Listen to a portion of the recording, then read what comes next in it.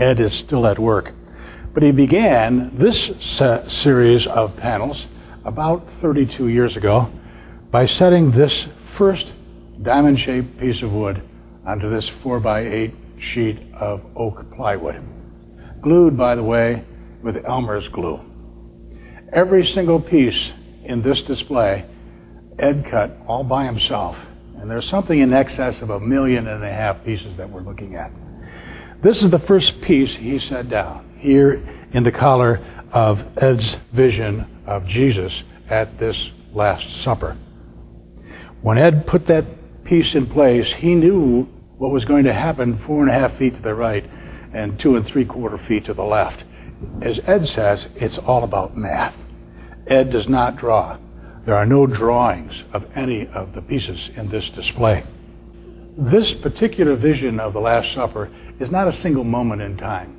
Actually, each of the disciples at supper here is displayed in a way that is important to our understanding of their history. The second disciple from the left is Andrew. And Andrew was crucified on the St. Andrew's cross. But in front of Andrew is an empty chair. At any Seder supper, there would be an empty chair for Isaiah. However, there may be someone sitting in this chair.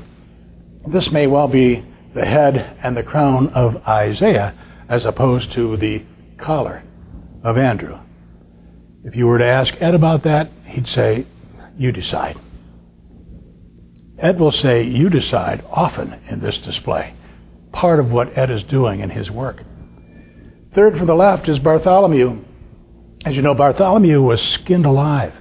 That was the manner of his martyrdom. Here are the knives with which they skinned him. So there's no pigment in his skin. There is color in his iris, but not in his skin.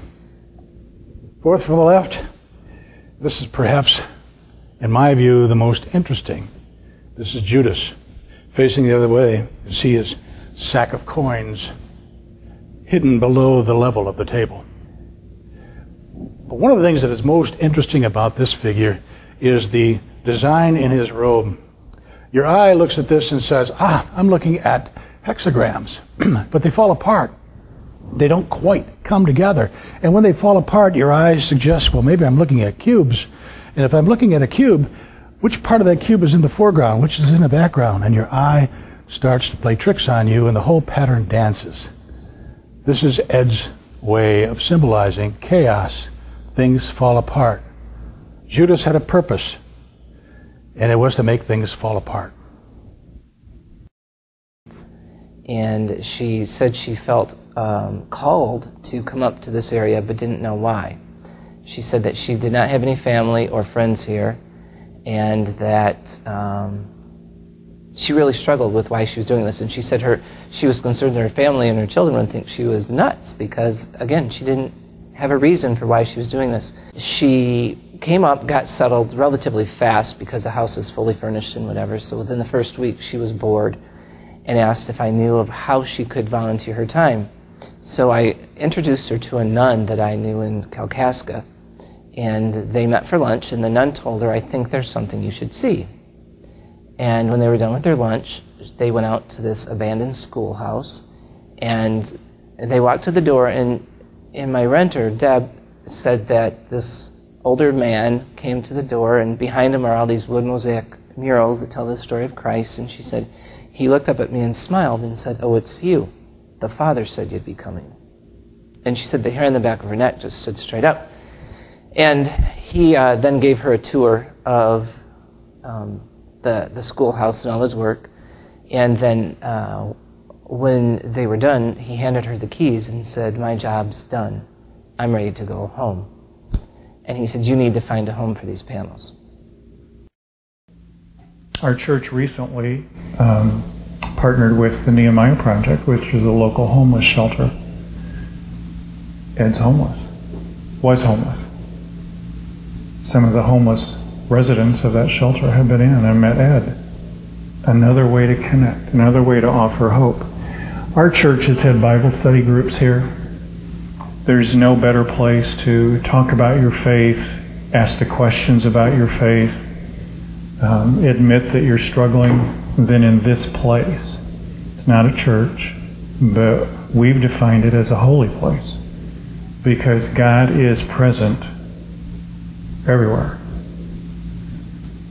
And when my own men's Bible study group sat in a circle and Jesus was looking at me and looking over the shoulder of someone in that circle, and the disciples were listening, how more powerful can you get? It's like it was a three-dimensional understanding. The men that you're learning about and learning what they did and how they did it are right here with you. And their struggles are no different than mine. It's just that they were 2,000 years earlier. Since then, our church has taken on My Father's Love Gallery as one of our outreach opportunities. And by that it means people from our congregation come and volunteer to be tour guides. For me, what happened, every week I'm challenged by a minister or a fellow congregation member to go out and talk about my faith. Well, that sounds really easy until you have to do it. And you're always wondering how somebody's going to receive you. Well, here, I talked about faith and the spiritual journey that Ed refers to, and pretty soon I'm relating to people about their spiritual journey, and it's my spiritual journey, and pretty soon I'm talking about my faith. The individuals are called to do a particular job, and they don't feel settled until they find this job, no matter what it is.